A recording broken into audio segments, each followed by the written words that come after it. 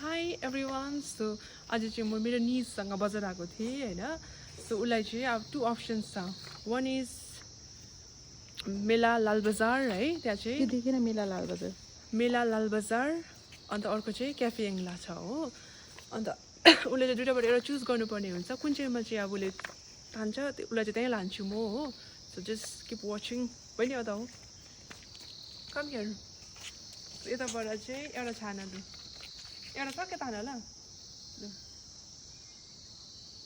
ताना छिटो अब हेर